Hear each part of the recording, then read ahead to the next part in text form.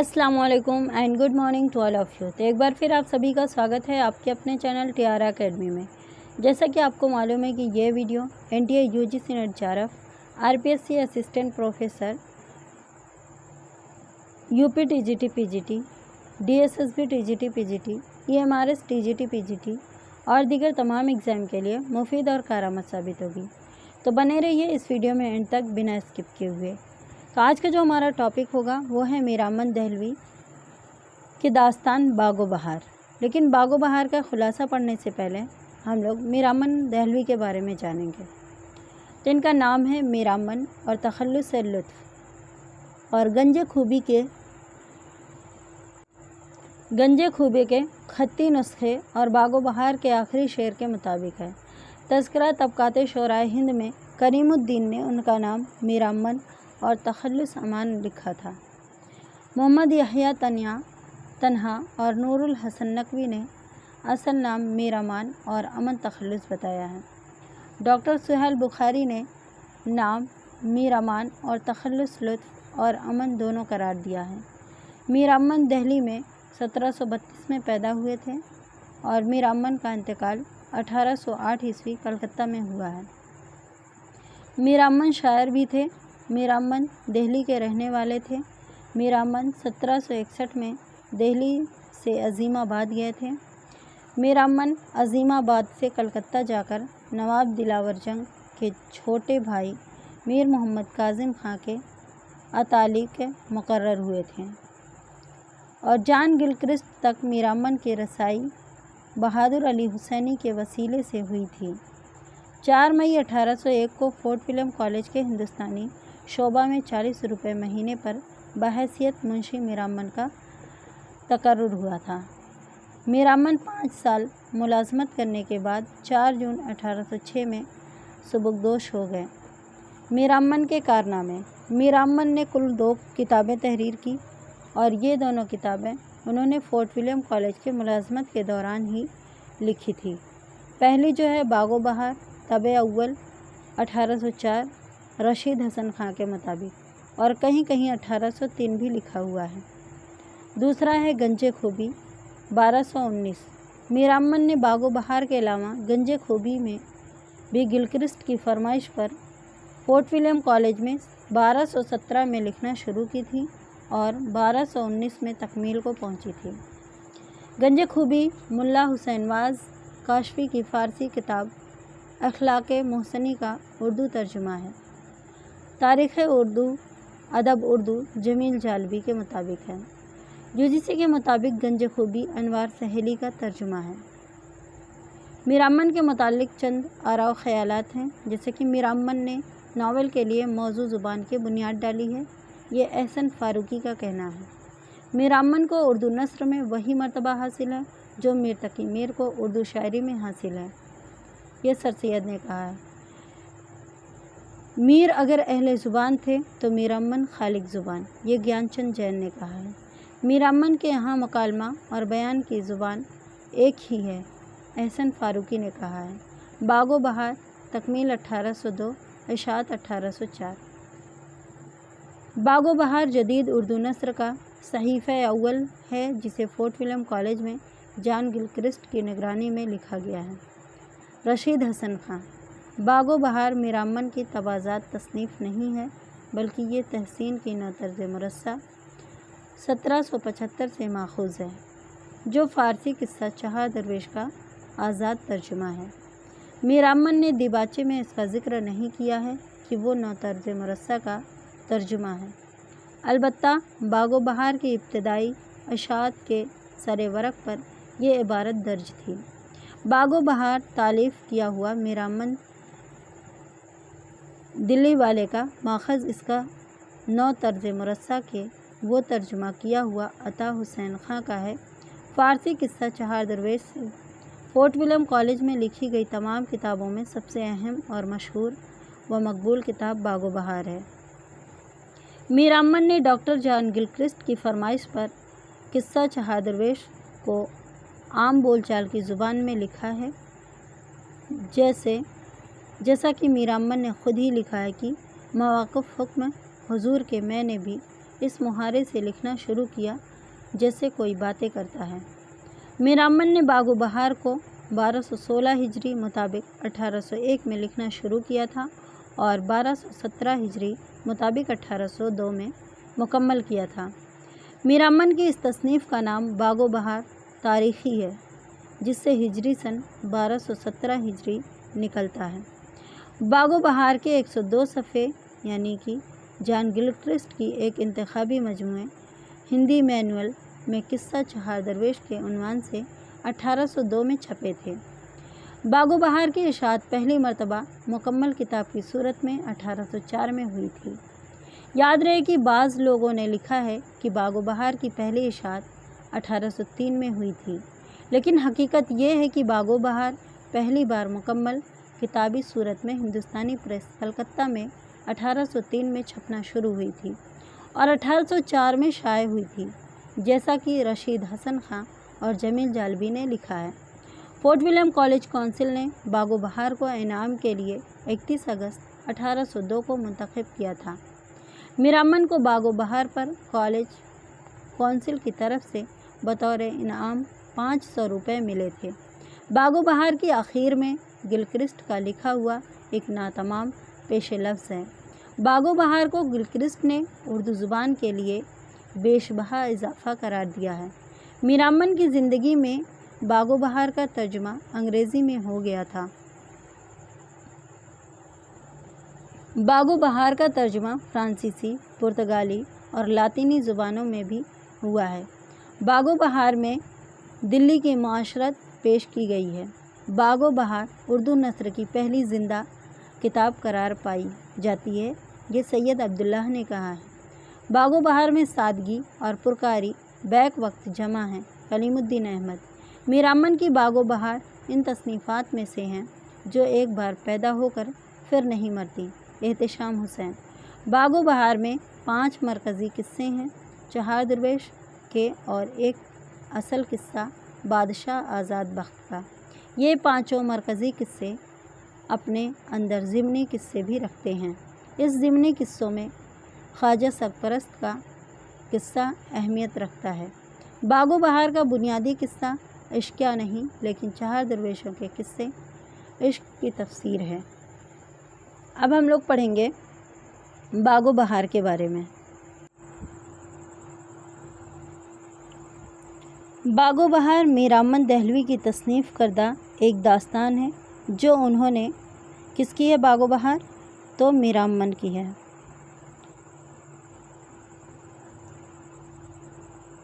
बागो बहार मीरामन दहलवी की तसनीफ़ करदा एक दास्तान है जो उन्होंने फोर्ट विलियम कॉलेज में जॉन गिलक्रिस्ट की फरमाइश पर लिखी है।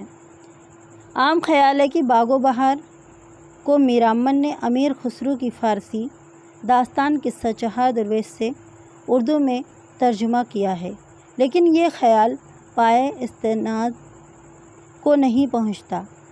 हाफिज़ महमूद शीरानी ने तहकीक से ये साबित किया है कि इस किस्से का अमीर खुसरो से दूर दूर तक वास्ता नहीं है।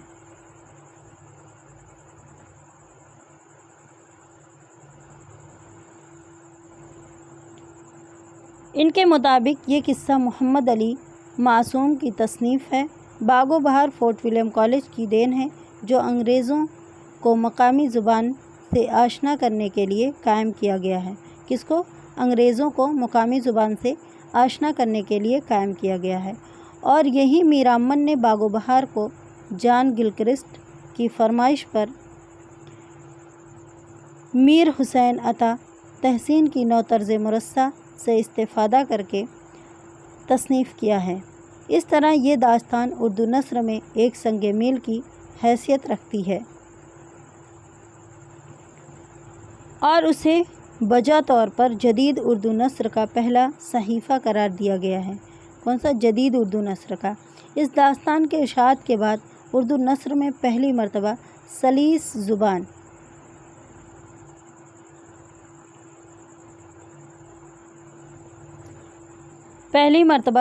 ज़ुबान और आसान इबारत आराई का रिवाज हुआ और आगे चलकर गालिब की नस्र ने इसे कमाल तक पहुंचा दिया اور اس بنا پر مولوی عبدالحق کا کہنا ہے کہ اردو نثر کی ان چند کتابوں میں باغ و بہار کا شمار کیا جاتا ہے، جو ہمیشہ زندہ رہنے والی ہے اور شوق سے پڑھی جائیں گی۔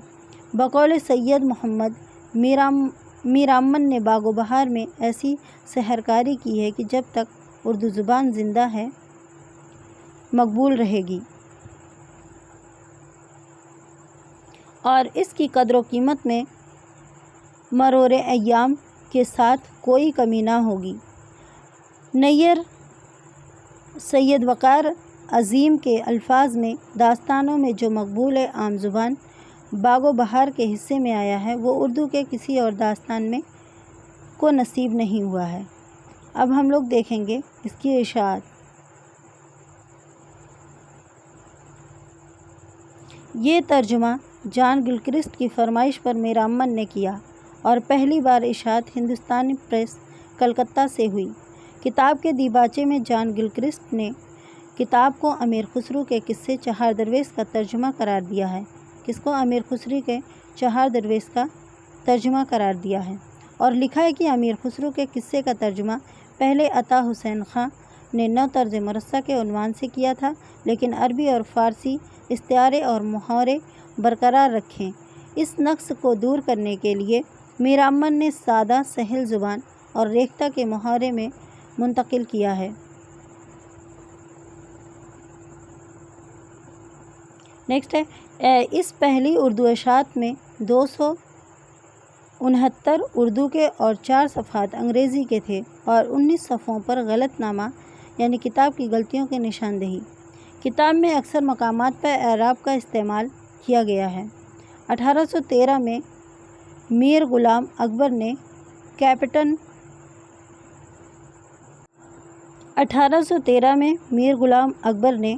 کیپٹن ٹامس روبک کی زیر نگرانی اس پر نظر ثانی کی۔ نظر ثانی شدہ نسخہ ہندوستان پریس کلکتہ سے شائع ہوا۔ اس نسخہ میں کیپٹن ٹامس روبک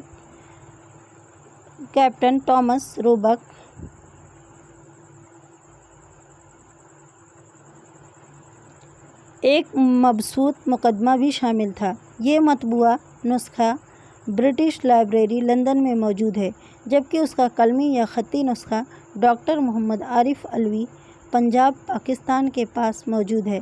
پاکستان کی لاہور گیریسن یونیورسٹی کے شعبہ اردو کے اسکالر محمد اقبال ناصر نے اس خطی نسخہ کی تدوین و ترتیب اپنے پی ایچ ڈی کی مقالے کے طور پر نہایت جانفشانی کے ساتھ ڈاکٹر محمد اشرف خان کی زیر نگرانی کی ہے۔ پہلی اور دوسری دونوں اشاعتوں کے انتساب بنگال انجینئرز کے جیمز مواد کے نام ہیں، جو فورٹ ولیم کالج میں اردو کے سابق استاد تھے۔ نیکسٹ ہے ان کا اب اسلوب دیکھیں گے۔ داستانوں میں جو قبول عام باغ و بہار کے حصے میں آیا ہے وہ اردو کے کسی اور داستان کو نصیب نہیں ہوا۔ عوام اور خواص دونوں میں یہ داستان آج بھی اتنی ہی مقبول ہے جتنی آج سے 250 برس پہلے تھی۔ اس کی غیر معمولی مقبولیت کی سب سے بڑی وجہ ہے اس کے دلکش اسلوب اور دلنشیں انداز بیان ہے، جو اسے اردو زبان سے ممتاز مقام عطا کرتے ہیں۔ نیکسٹ ہے باغ و بہار کے مصنف میرامن دہلوی چونکہ فورٹ ولیم کالج سے متعلق تھے، اس لیے ان کی تصانیف بھی کالج کے متعینہ مقاصد کے تحت لکھی گئی ہیں اور ان میں وہ تقاضے بالخصوص پیش نظر رہیں جن کی نشاندہی ڈاکٹر جان گلکرسٹ نے کی تھی۔ فورٹ ولیم کالج کے لیے جتنی کتابیں تالیف ہوئیں ان میں لکھنے والوں میں سب سے زیادہ توجہ اس بات پر دی کہ کتاب کی زبان سادہ اور سلیس ہو اور بول چال کی زبان اور روزمرہ محاورے کا خیال رکھا جائے۔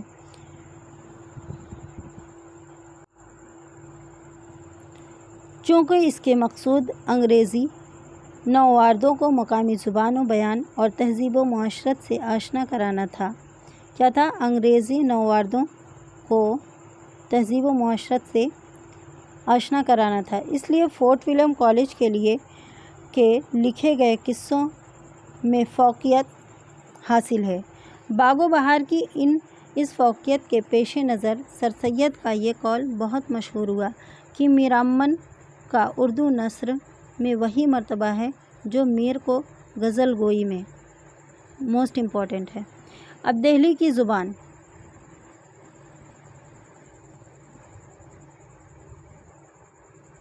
دہلی کی زبان اپنے وقت کے نہایت فصیح اور سلیس زبانوں میں سے لکھی گئی ہے۔ میرامن دہلوی کے رہنے والے ہیں اور ان کی زبان ٹھیٹھ دہلی کی زبان ہے، اور میرامن صرف دہلی کی زبان کو مستند سمجھتے ہیں، چنانچہ اس کو انہوں نے ہزار رعنائیوں کے ساتھ استعمال کیا ہے۔ باغ و بہار کے دیباچے میں میرامن نے اپنے کو دلی کا روڑا اور پشتوں سے دلی سے رہائش کرنے اور دلی کے انقلاب کو دیکھنے کے ناطے خود کو زبان کا شناسہ بتایا ہے اور اپنی زبان کو دلی کی مستند بولی کہا ہے۔ اردو کی پرانی کتابوں میں کوئی کتاب زبان کی فصاحت اور سلاست کے لحاظ سے باغ و بہار کا مقابلہ نہیں کر سکتی۔ اگرچہ زبان میں کئی تبدیلیاں ہو چکی ہیں، الفاظ و محاورات اور فقرات و تراکیب میں مختلف النوع تغیرات آ گئے ہیں، اس وقت کی زبان آج کی زبان میں بڑا فرق ہے، لیکن باغ و بہار اب بھی اپنی دلچسپی برقرار رکھے ہوئے ہے۔ یہ دلکش اعجاز میرامن کے طرز بیان اور اسلوب تحریر کا حصہ ہیں۔ میرامن ہر کیفیت اور واردات کا نقشہ ایسی خوبی سے کھینچتے اور ایسے موضوع استعمال کرتے ہیں کہ کمال انشا پردازی کے داد دینا پڑتی ہے، نہ بیجا طول ہے، نہ فضول لفاظی ہے۔ نیکسٹ ہے سادہ زبان۔ باغ و بہار کی عبارت کی سادگی اور روانی جہاں بجائے خود ایک طرح کا حسن و لطافت ہے۔ اس میں اس اندیشے کا امکان بھی کسی وقت نہیں ہوتا کہ یہ سادگی عبارت کو سپاٹ بنا دے اور سادگی کا یہ ہموار تسلسل پڑھنے والے کے لیے اکتاہٹ یا تھکاوٹ کا باعث بن جائے۔ میرامن کی سادگی کی سب سے بڑی خصوصیت یہی ہے کہ وہ پڑھنے والے کے ذہن پر کسی جگہ بھی اکتاہٹ اور تھکاوٹ کا بوجھ نہیں ڈالتی۔ بقول کلیم الدین احمد، باغ و بہار کی سادگی سپاٹ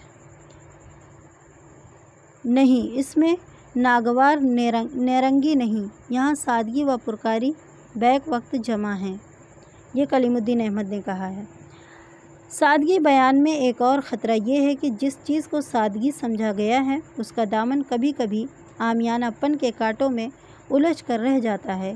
زبان کو سادگی کے دائرے میں رکھنے والے کو ہر وقت یہ خطرہ لاحق رہتا ہے کہ اس کی سادگی پر عمومیت اور بعض صورتوں میں عامیانہ پن کا سایہ نہ پڑ جائے۔ ہمارے سادہ نگاروں میں بیشتر اس لغزش کا شکار ہو جاتے ہیں۔ سید وقار عظیم ہماری داستان میں لکھتے ہیں کہ میرامن کے طرز بیان کی ایک خصوصیت یہ ہے کہ ان کی سادگی ہمیشہ عمومیت اور ابتذال کے داغوں سے پاک رہی ہے۔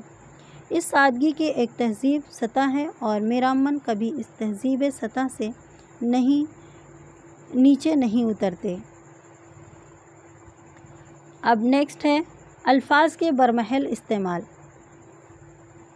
اس میں لفظ کو اس کے صحیح مفہوم میں موقع و محل کے مناسب سے استعمال کرنا اصل انشا پردازی ہے اور یہی میرامن کا فن ہے۔ ڈاکٹر ممتاز لکھتے ہیں، میرامن کے ہاں ہر ایک بیان نہایت کامیاب ہے اور اس کے پاس الفاظ کے وسیع ذخیرہ بھی موجود ہیں، اور پھر اس کے استعمال پر یہ قدرت کہ جو لفظ جہاں استعمال کر دیا وہ عبارت کا جز ناگزیر بن گیا، جو صفت کسی موقوف کے لیے استعمال کی وہ اس کا ایسا حصہ بن کر رہ گئی کہ گویا صرف اس کے لیے وضع ہوئی تھی۔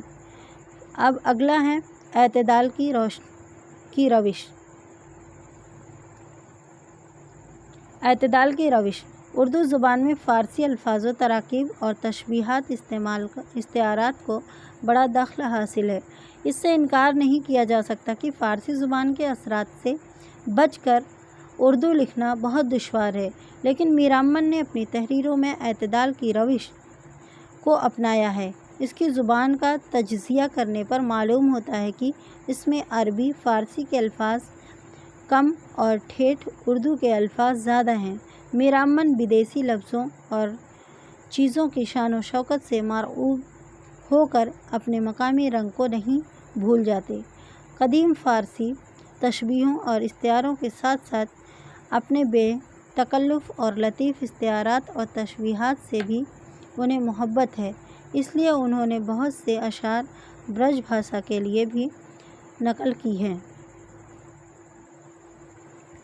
اور کچھ الفاظ ہریانوی کے بھی استعمال کیے ہیں، مثلاً جیسے کبھو، کدھو، کسو، گریزیاں وغیرہ۔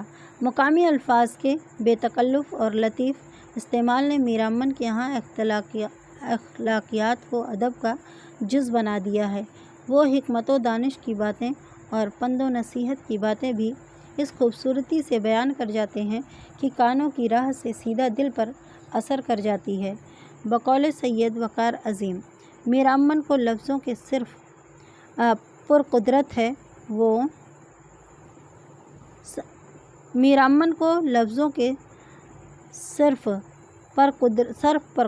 ہے وہ آسان ہندوستانی لفظوں میں مرکبات بنا کر اور ہندوستانی کی معمولی الفاظ استعمال کر کے اپنی بات کا وزن اتنا بڑھا دیتے ہیں کہ دیکھ کر حیرت ہوتی ہے۔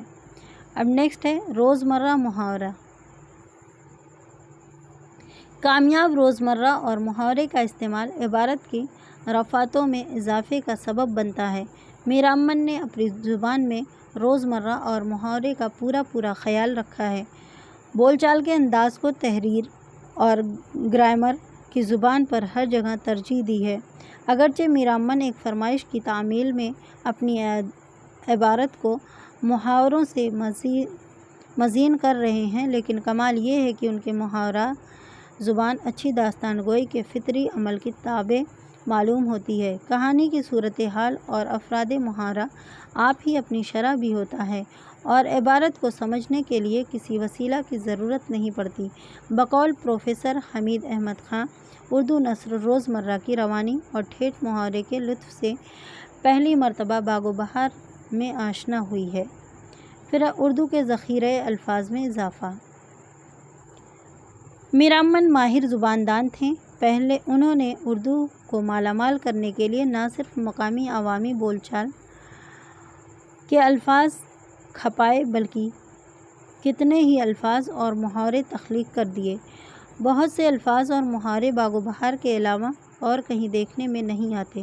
اگر کوئی شخص ایک نیا لفظ یا ایک نیا محاورہ وضع کر دے تو اس کے لیے باعث فخر ہوتا ہے، اور یہاں میر امن نے تو نئے الفاظ کی گراں قدر سرمایہ زبان کو عطا کیا ہے۔ ممکن ہے کہ ان میں سے بعض دلی کے محلوں میں بول چال میں رائج رہی ہوں گے، لیکن پھر بھی میر امن کا یہ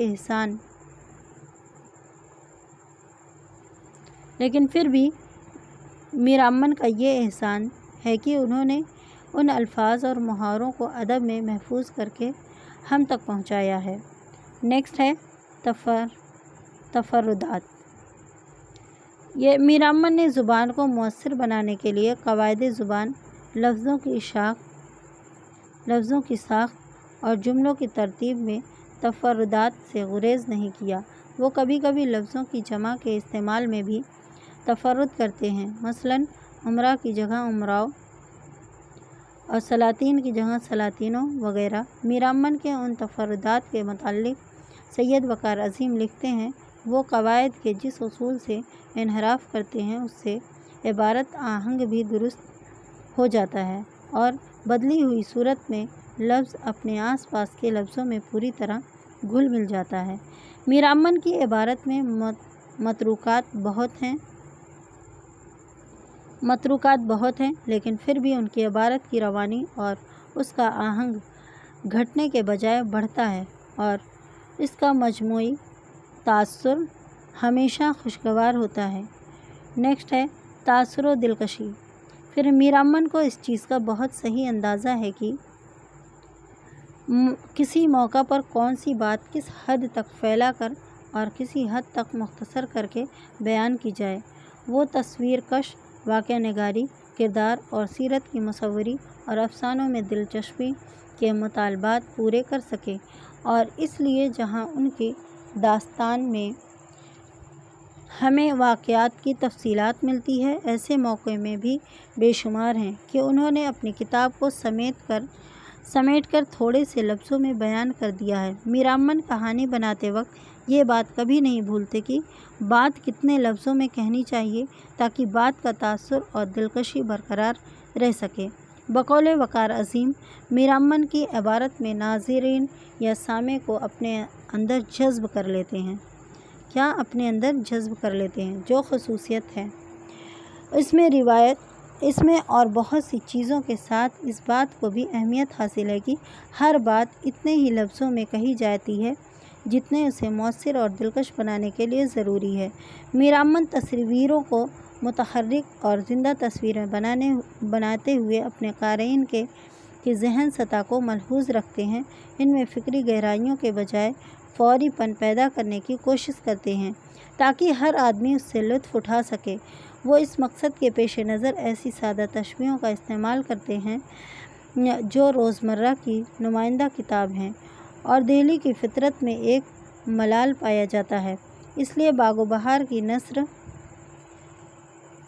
نے بھی یہ رنگ قبول کیا ہے۔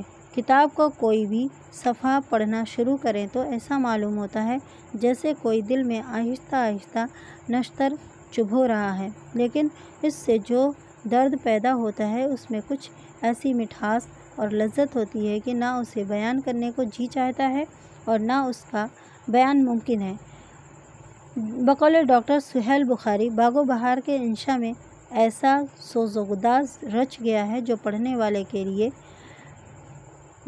والے کے کلیجے کو گرما دیتا ہے۔ مجموعی طور پر اگر دیکھا جائے تو باغ و بہار ان چند کتابوں میں سے ہے جن کی زبان اور طرز بیان ان کے نفس مضمون سے زیادہ اہم ہے۔ یہ ایک ایسے اسلوب کی نمائندہ ہیں جس کی کوئی تقلید نہ کر سکا۔ پھر بھی باغ و بہار کے باغ پر ہمیشہ بہار رہی ہے اور رہے گی۔ باغ و بہار کی ان خصوصیات کے پیش نظر پروفیسر حمید احمد خان لکھتے ہیں، میر امن کی باغ و بہار پاکیزہ اور شفاف اردو کا ابلتا ہوا چشمہ ہے۔ کس نے کہا ہے؟ پروفیسر حمید احمد خان لکھتے ہیں کہ میر امن باغ و بہار پاکیزہ اور شفاف اردو کا ابلتا ہوا چشمہ ہے، اور اس کی زبان کے مولوی عبدالحق بھی ہمیشہ گنگاتے رہے ہیں۔ یہاں تک کہہ گئے ہیں کہ میں جب اردو بھولنے لگتا ہوں تو باغ و بہار پڑھتا ہوں۔ اس کے بعد ہے معاشرت کی عکاسی۔ باغ و بہار کے مصنف میر امن دہلوی تہذیب سے وابستہ دہلی کے رہنے والے تھے۔ باغ و بہار کے دیباچے میں انہوں نے خود کو دلی کا روڑا بتایا ہے۔ انہیں دہلی والا ہونے پر بڑا فخر ہے۔ اس لیے میر امن کی باغ و بہار میں دہلوی تہذیب اور معاشرت کی مرقع نگاری اور خوبصورت اور دلکش پیرائی میں کی گئی ہے کہ اس کے آئینے میں اس کا دور نما طور پر نظر آتا ہے۔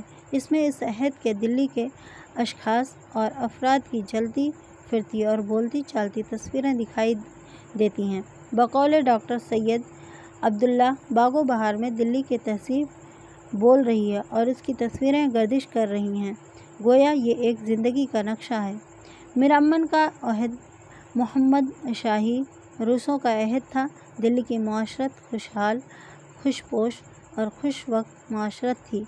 تکلف و اہتمام اور آرائش و زیبائش اس معاشرے کی تہذیب امتیاز میں شامل تھی۔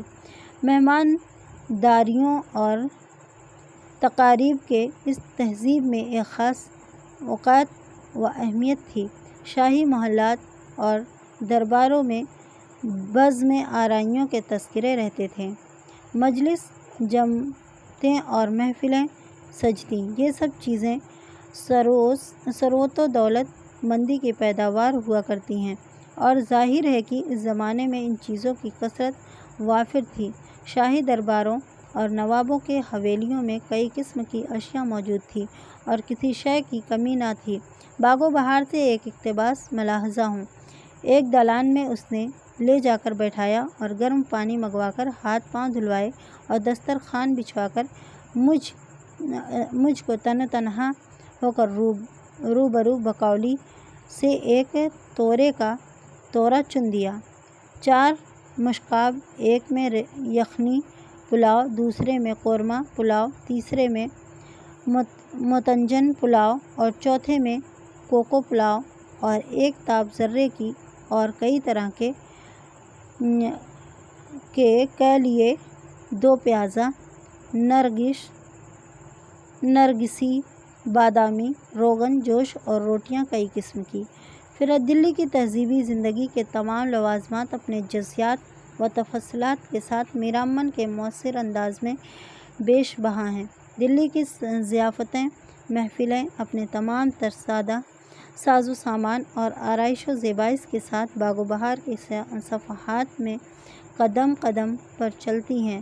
مردانہ زنانہ لباسوں کے تفصیل، رہن سہن کے طور طریقے، موسموں اور میلوں کے تفصیلات، بزم نشاط اور محفل رنگ کے نقشے، ساز و سامان و آواز کی جزیات اور کئی دیگر رسم و رواج ہیں جو دلی کی تہذیب و تمدن اور طرز معاشرت خوبصورت اور صاف نقش گری کرتے ہیں۔ ڈاکٹر گیان چند جین اپنے مقالے میں لکھتے ہیں کہ معاشرت کی مرقع نگاری باغ و بہار کی طرح امتیاز ہے۔ میرامن نے جس شے کا ذکر کیا ہے، تفصیل کے انبار لگا دیے ہیں۔ انہوں نے شعوری طور پر اپنی تصنیف میں دلی کے معاشرت کی نقوش کو جا بجا محفوظ کیا ہے۔ اس کے بعد باغ و بہار میں دلی کے معاشرت کی بڑی بھرپور تصویریں ملتی ہیں۔ قصوں کے منظر فارسی و عجم اور ملک فرنگ کے ہیں، لیکن ان کی معاشرت دلی کے مغل دربار کی ہیں۔ بقول مولوی عبدالحق میرامن قصہ روم و شام، چین و ایران لکھتے ہیں، لیکن جب موقع آتا ہے تو ہمارے مرثیہ گو شاعروں کی طرح آداب و رسوم اپنے ہی دیس کے بیان کرتے ہیں۔ پھر باغ و بہار نہ صرف دلی کی معاشرت کی آئینہ دار ہے، بلکہ اس میں دہلوی ذہن بھی اجاگر نظر آتا ہے۔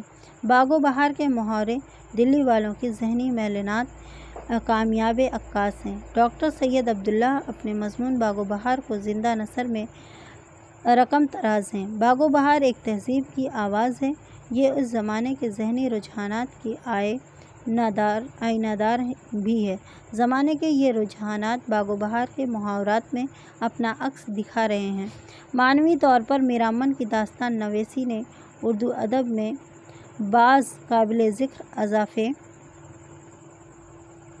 کیے ہیں۔ ان میں سب سے نمایاں واقعیت نگار کا وہ عنصر ہے جس سے باغ و بہار کی عبارت بھری پڑی ہے۔ جزیات سے میرامن کو ایک سچے فنکار کی طرح محبت ہے، جو جزیات کی مدد سے اپنی تصویروں میں زندگی کا رنگ بھرتے ہیں۔ اس سے یہ فائدہ ہوا کہ قصہ چہار درویش ہماری قومی معاشرت کے دور آخر کا جیتا جاگتا مرقع بن گیا ہے۔ یہاں شاہ و گدا، امیر و وزیر اور سوداگر اصل بازار میں ہمارے 1000 سالہ معاشرتی پس منظر کے سامنے اٹھتے بیٹھتے اور چلتے پھرتے نظر آتے ہیں۔ نیکسٹ ہے باغ و بہار کے یوں تو ایک ایک لفظ میں دہلویت جلوہ افروز نظر آتی ہے، لیکن بعض گوشے ایسے ہیں جہاں یہ رنگ بہت واضح نظر آتا ہے۔ خصوصاً پہلے درویش کے قصے میں دہلویت کا رنگ اپنی تمام تر رعنائیوں کے ساتھ موجود ہے۔ باغ و بہار تہذیبی اور تاریخی نقطۂ نظر سے بڑی اہم اور دلچسپ کتاب ہے۔ اس کے صفحات پر پھیلا ہوا رنگ معاشرت محض تخیل کے نادرہ کاری نہیں، بلکہ حقیقت و واقعیت کی خوش بیانی ہے۔ بقول ممتاز حسین، قوت متخیلہ پر ایک رنگین فانوس چڑھائی ہے، نہ کہ کوئی شے عدم محض ہے وجود میں لاتی ہے۔ باغ و بہار کے خوبصورت محل، رنگین محفلیں، عظیم الشان دعوتیں، رنگ برنگے محفل، مختلف قسم کے کھانے، طرح طرح کے لباس وغیرہ، خواہ تخیل کے رنگین فانوس چڑھے ہوئے ہوں، لیکن وہ صاف بتائیں کہ ان کا تعلق ہندوستان کے تہذیب و معاشرت سے ہے۔ پھر میرامن نے باغ و بہار میں جن بزم آرائیوں کی تصویر کشی کی ہے، ان میں اس دور کی گہما گہمی اور ہمہ ہمی کے علاوہ شرفائے دہلی کے اخلاق و کردار کے مرتبے بھی پیش کیے گئے ہیں۔ گفتگو میں شریفانہ لب و لہجہ، حفظ مراتب، نکتہ آفرینی اور رکھ رکھاؤ، یہ سب اس عہد کی دلی کے وہ نقوش ہیں جو باغ و بہار میں نمایاں طور پر نظر آتے ہیں۔ باغ و بہار میں جہاں ہمیں اس زمانے کی دہلوی تہذیب کی صدائے بازگشت سنائی دیتی ہے، وہاں ہمیں اس دور کے عقائد و میلانات، افکار و ہمات کے ساتھ ساتھ ذہنی رجحانات و جذباتی کیفیات کے نقوش بھی آشکار ہوتے دکھائی دیتے ہیں۔ بقول ڈاکٹر سید عبداللہ، باغ و بہار اردو نثر کی پہلی زندہ کتاب ہے، کیونکہ اس میں مصنف کی ذات اور اس کے زمانے کا عکس واضح طور پر دکھائی دیتا ہے۔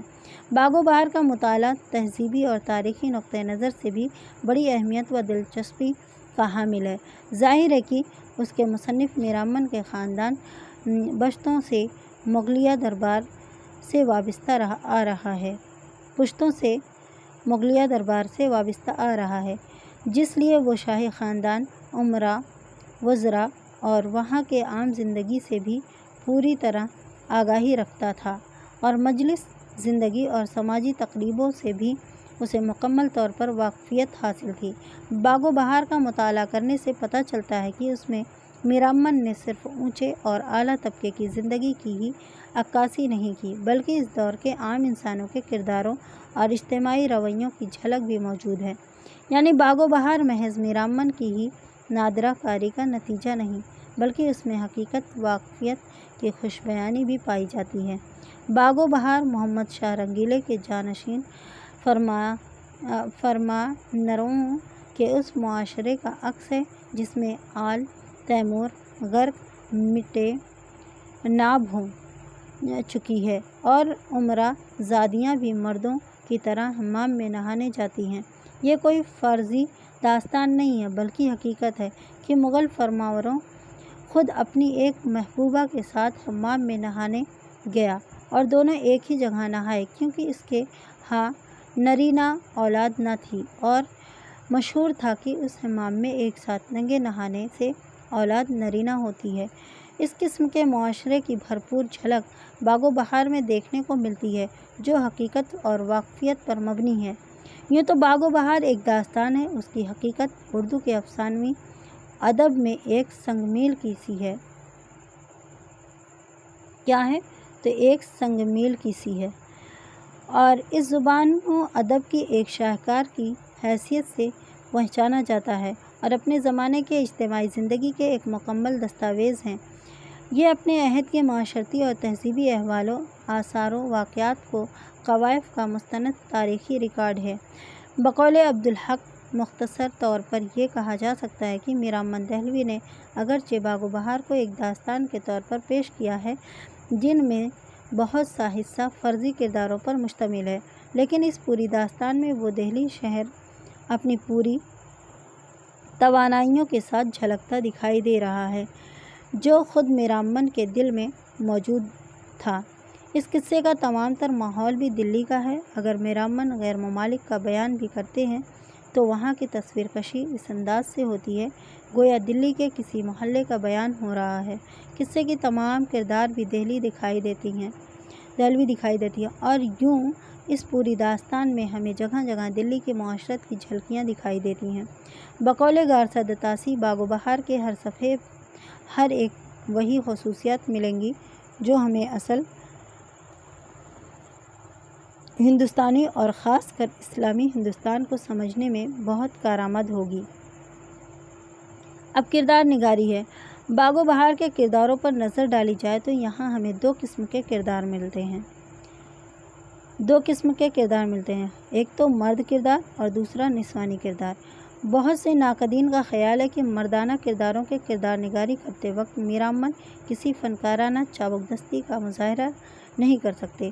سب سے پہلے ہم داستان کے مرد کے کرداروں کا جائزہ لیں گے، جن میں چاروں درویشوں کے علاوہ آزاد بخت اور خواجہ سرپرست بھی شامل ہیں۔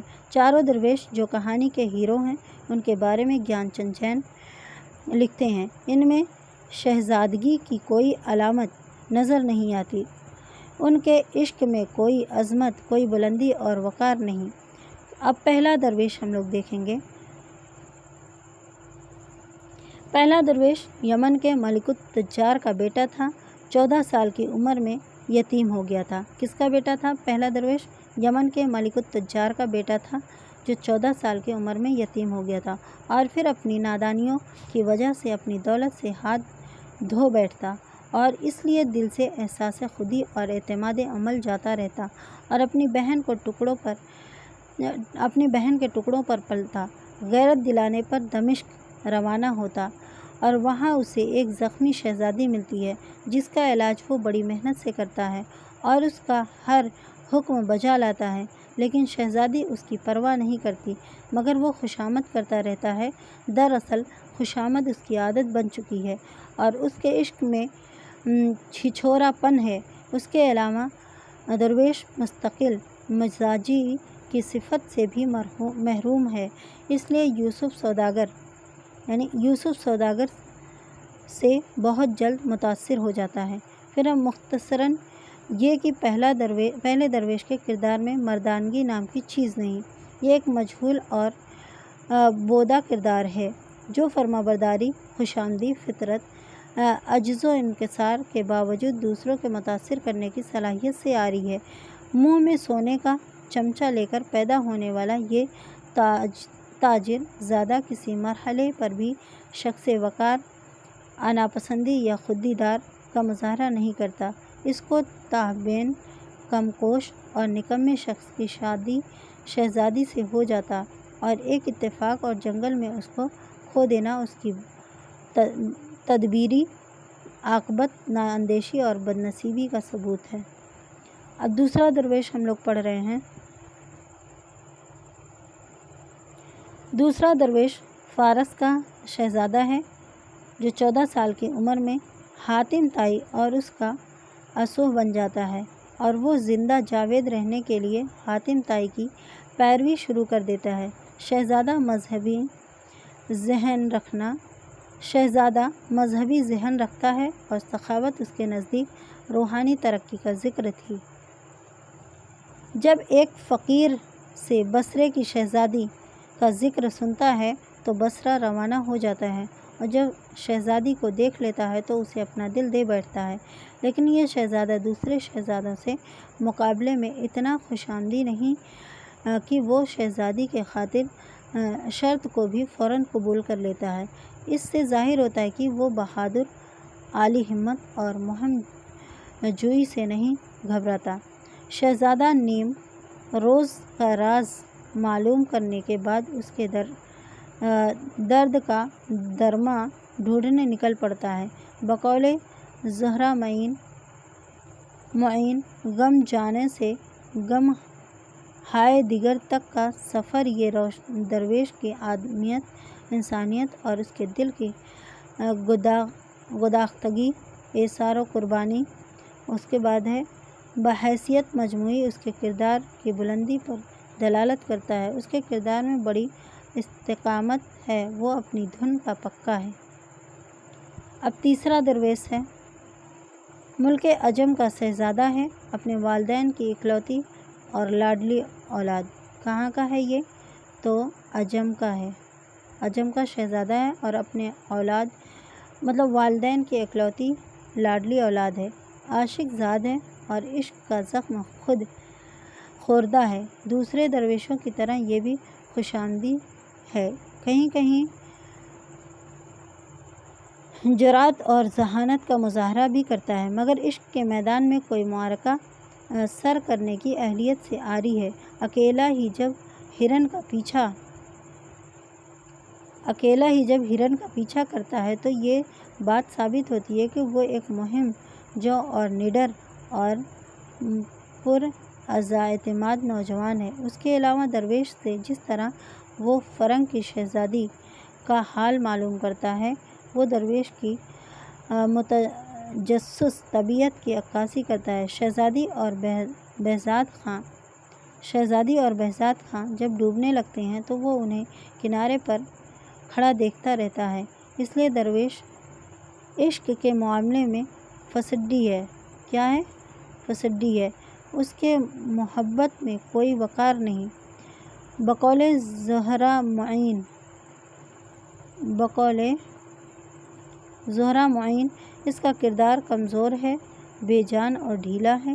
ابتدا میں وہ بڑا مہم اور متجسس اور بے خطر نظر آتا ہے، مگر عشق کے مہم میں اس سے کم ہی کوئی ایسا کارنامہ سرزد ہوتا ہے جس کے بنیاد پر ایسے عاشقوں کے زمرے میں شامل کیا جائے۔ پھر اب چوتھا درویش چین کے بادشاہ کا ولی عہد ہے، ناز سے پرورش۔ چین کے بادشاہ جو چوتھا درویش ہے نا، وہ چین کے بادشاہ ولی عہد ہیں اور ناز سے پرورش پائی اور اچھی تربیت ہوئی، لیکن بیگمات اور خواصوں کی صحبت میں رہنے کی وجہ سے عقل و شعور سے عاری ہے اور بے باکی۔ چوتھا درویش چین کے بادشاہ کا ولی عہد ہے،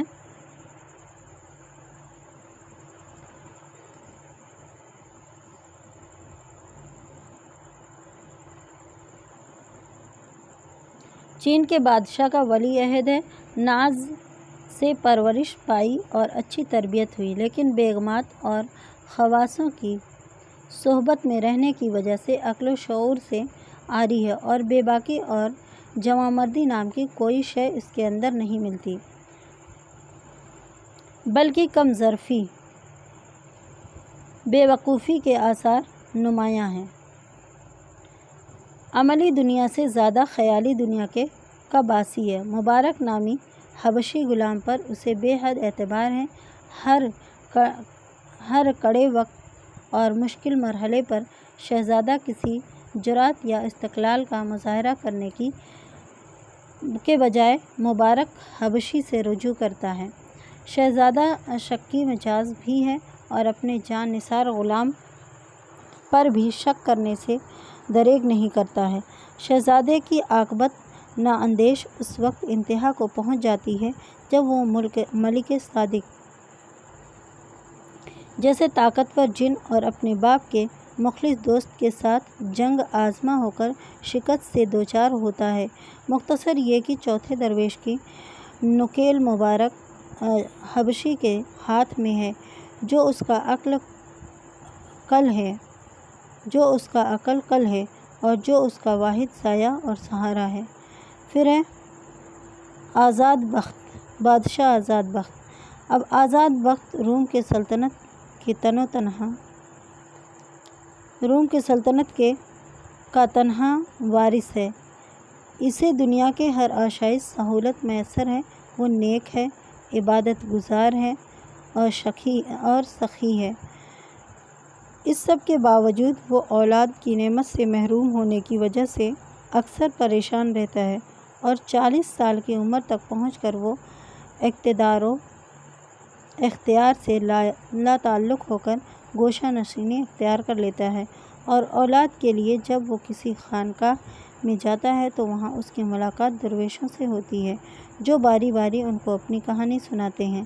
طبیعت میں عجلت پرست واقع ہوا ہے، اس لیے بغیر جرم ثابت ہونے اپنے وفادار وزیر کی موت کا حکم دیتا ہے اور بوڑھے سرپرست سے کمسن شہزادی کی شادی کروا دیتا ہے۔ کروانا اگر ایک طرف رحم دلی کا مظاہرہ ہے تو دوسری طرف کمسن شہزادی کے ساتھ جبر و زیادتی کا بھی آئینہ دار ہے۔ آزاد بخت کی داستان میں دوسرے درویشوں کی طرح عشق کا عنصر شامل ہے۔ اس کے مہم جوئی کی جہت دوسرے درویشوں کے برعکس مختلف ہے۔ آزاد بخت کا کردار مرکزی اور بنیادی ہے اور قاری کی دلچسپی کا باعث زندگی کے زیادہ قریب اور بھرپور ہے۔ بقول سہیل بخاری، باغ و بہار کا یہ کردار زندہ جاوید ہے۔ خواجہ سرپرست، یہ کردار بہت شریف اور بے وقوف ہے۔ معلوم ہوتا ہے کہ اس میں دنیا داری اور عقل بالکل نہیں ہے۔ اپنے بھائیوں سے دغا پر دغا کھاتا ہے، مگر پھر بھی انہیں اپنا خیرخواہ سمجھتا ہے۔ اس کے بھائی شیطان صفت ہیں۔ اپنے بھائیوں سے دھوکہ کھانے کے باوجود بار بار نیکی کرتا اور اس کی نیکی و شرافت اور برداشت کی نشانی ہے۔ بھائیوں سے شدید محبت ہے، لیکن جب وہ بدلہ لینے پر آتا ہے تو ایسی سزا دیتا ہے جو کسی نے نہ دیکھی اور نہ سنی۔ اس کے ساتھ ساتھ قصے کے 4 درویشوں کے مانند خواجہ سرپرست خوشاندی بھی ہے اور زیر باد اور سرندیب کی شہزادی کے سامنے جہاں تہاں خوشامد کرتا گڑگڑاتا ہے۔ دوسرے درویشوں کی طرح جنس اس کے سب سے بڑی کمزوری ہے۔ کون سی اس کی کمزوری ہے؟ جنس اس کی سب سے بڑی کمزوری ہے، اس لیے بوڑھا ہونے کے باوجود کمسن شہزادی سے شادی کرنے کے لیے بےتاب ہے۔ لیکن مختصراً ہم یہ کہہ سکتے ہیں کہ وہ اپنی بہت سی خامیوں کے باوجود چاروں درویشوں میں سے یہ کردار مختلف اور منفرد ہے۔ نیکسٹ اب ہے نسوانی کردار۔ میرامن کے کرداروں کے ضمن میں عام تاثر یہ پایا جاتا ہے کہ ان کے مردانہ کرداروں کے مقابلے میں نسوانی کردار زیادہ جاندار ہیں۔ جیسے سید وقار میر امن کے نسوانی کرداروں کے بارے میں لکھتے ہیں کہ کردار نگاری کے معاملہ میں میرامن جو توجہ ہر داستان میں ہیروئن پر صرف کی ہے، اس سے مردوں کے کردار محروم رہے ہیں۔ باغ و بہار کے نسوانی کرداروں میں ماہرو وزیر زادی، سرندیب کی شہزادی، بسرے کی شہزادی اور کرداروں کو خصوصی اہمیت حاصل ہے۔ اب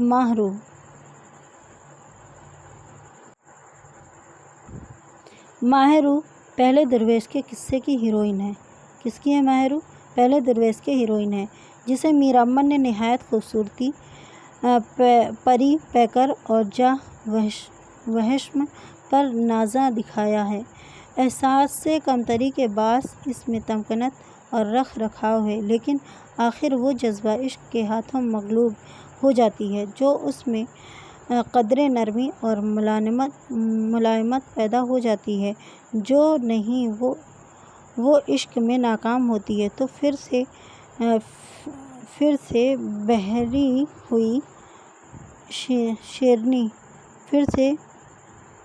بپہری ہوئی شیرنی بن جاتی ہے۔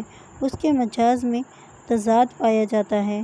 کیا تضاد پایا جاتا ہے؟ اور وہ بیک وقت رحمدل بھی ہے اور قاہر بھی، عشق بھی کرتی ہے اور بدنام سے بھی خوفزدہ ہے۔ وہ دانشمند بھی ہے اور جذبۂ دل کے ہاتھوں مغلوب بھی، اور مذہب پر یقین بھی رکھتی ہے اور عملی طور پر مذہبی احکام سے انحراف بھی کرتی ہے۔ اگلا ہے وزیر زادی۔ وزیر زادی خواجہ سرپرست کے قصے کی ہیروئن ہے۔ یہ قصہ بادشاہ آزاد بخت کی زبانی بیان ہوا ہے۔ وزیر زادی کی شادی خواجہ سرپرست سے اس وقت ہوتی ہے جب اس کے گڑیا کھیلنے کے دن تھے اور خواجہ سرپرست کی عمر 50 سال تھی، لیکن وزیر زادی بادشاہ کے حکم بجا لاتے ہوئے شادی کے لیے تیار ہو جاتی ہے۔ وزیر زادی خواجہ سرپرست کے مقابلہ میں ایک کم سن لڑکی ہے اور جس کی شادی خواجہ سرپرست سے کر دی جاتی ہے، اور وہ اس شادی کا اپنی تقدیر سمجھ کر قبول کر لیتی ہے اور اف تک نہیں کرتی۔ بقول عابد حسین، عورتوں میں وزیر زادی نے کم عمری میں قربانی اور محبت کی جو مثال پیش کر دی اس کا جواب نہیں۔ خواجہ سرپرست سے شادی کرنا بھی قربانی کے علاوہ اور کیا کہا جا سکتا ہے؟ اس کے بعد ہے سرندیب کی شہزادی۔ سرندیب کی شہزادی خواجہ سرپرست کے قصے کا کردار ہے جسے میرامن نے خالص ہندوستانی مزاج کی ہندو راجکماری کے روپ میں دکھایا ہے۔ وہ کھلے ماحول کی پروردہ ہے جہاں پردہ کرنے کا رواج نہیں۔ وہ مردوں کی طرح آزادانہ جنگلوں میں گھومتی اور شکار کرتی پھرتی ہے۔ میرامن اس کا تذکرہ کیوں کیا ہے؟ وہاں کے بادشاہ کی ایک بیٹی تھی، نہایت خوبصورت، صاحب جمال۔ اکثر بادشاہ اور شہزادے اس کے عشق میں خراب تھے۔ وہاں رسم و حجاب نہ تھی، اس لیے وہ لڑکی تمام دن ہمجولیوں کے ساتھ سیر و شکار کرتی پھرتی ہے۔ پھر ہے اب بسرے کی شہزادی۔ بسرے کی شہزادی دوسرے درویش یعنی شہزادہ فارس کی محبوبہ ہے جو آخر میں اس کی بیوی بن جاتی ہے۔ شہزادی کی 6 بہنیں تھیں۔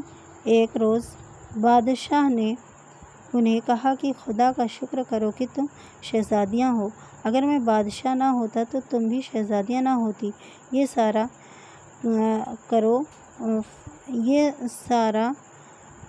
کرو فر میرے ہی طفیل ہے۔ اس میں سے ایک ریز تذکرہ شہزادی جو مذہب پر پورا یقین رکھتی ہے، اس بات کی قائل تھی کہ جو کچھ ہوتا ہے تقدیر کے تابع ہوتا ہے۔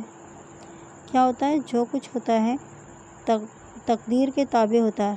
اس نے اپنے باپ بادشاہ کی اس بات کو مسترد کر دیا اور سب کچھ تقدیر اور اللہ کے دین پر قرار دیا۔ اس کی بادشاہ میں شہزادی کو جنگل میں چھوڑ دیا گیا، جہاں وہ صبر و شکر کرتی اور مسرف عبادت رہتی۔ اس نے ایک دن مرد زندگی کی جھونپڑی بنانے کے لیے زمین کھودنے کو کہا تو خدا کی قدرت سے ایک مدفون خزانہ مل گیا، جس سے اس نے ایک محل تعمیر کروایا۔ باپ کو معلوم ہوا تو اس نے توبہ کی اور باپ کے بعد یہی شہزادی جانشین ہوئی۔ میرامن نے اسے نہایت سخی، مہمان نواز، سلیقہ شعار، ہوشیار، چالاک، معاملہ فہم، پر تمکنت اور باوقار دکھایا ہے۔ اس شہزادی کی سخاوت کی شرح سن کر پہلا درویش اس کی زیارت کے لیے آیا اور اس کی ایک جھلک دیکھ کر اس پر فریفتہ ہو گیا۔ پھر پہلے درویش کی بہن۔ پھر میرامن اور اس کردار میں مکمل طور پر ایک مکمل ہندوستانی عورت کی عکاسی کی ہے، جو اپنے بھائی کی محبت سے سرشار ہے، اس کے ہر ممکن مدد کرتی ہے، اور جب پہلا درویش سب کچھ لٹا کر اپنی بہن کے پاس آتا ہے تو وہ خود دلی سے اس کا استقبال کرتی ہے اور اس کا ہر لحاظ سے خیال رکھتی ہے۔ بعد میں اس کی بہن اس کو غیرت بھی دلاتی ہے اور اسے عمل کی طرف مائل کرتی ہے کہ وہ کب تک ایسے ہی بہن کے ٹکڑوں پر پڑا رہے گا، اسے کچھ کرنا چاہیے۔ اگر دیکھا جائے تو یہ کردار ہندوستانی بہن کی ایک مکمل اور خوبصورت تصویر ہے۔ نیکسٹ ہے کٹنی کا کردار۔ ضمنی کردار ہونے کے باوجود میرامن نے کٹنی کے کردار میں کمال کر دکھایا ہے اور ہمارے سامنے بھی جمال و قسم کی تصویر آنکھوں میں آ جاتی ہے، اور اس کردار کی تصویر کش کرنے میں میرامن نے نہایت چابکدستی سے کام لیا ہے۔ کٹنی کی زبان دلی والی عورتوں کی زبان ہے۔ فقیرنیاں لوگوں کے دل میں کس طرح اپنے لیے ہمدردی پیدا کرتی ہیں اور کیا کیا دعائیں دیتی ہیں، ملاحظہ فرمائیں۔ جیسے کہ ایک بڑھیا شیطان کی خالہ، اس کا خدا کرے منہ کالا، ہاتھ میں تسبیح لٹکائے، برقع اوڑھے، دروازہ کھلا پا کر دھڑک چلی آئی اور سامنے کھڑے ہو کر ہاتھ اٹھا کر دعا دینے لگی کہ اہی تیری نتھ جوڑی سہاگ کی سلامت رہے اور کماؤ کی پگڑی رہے۔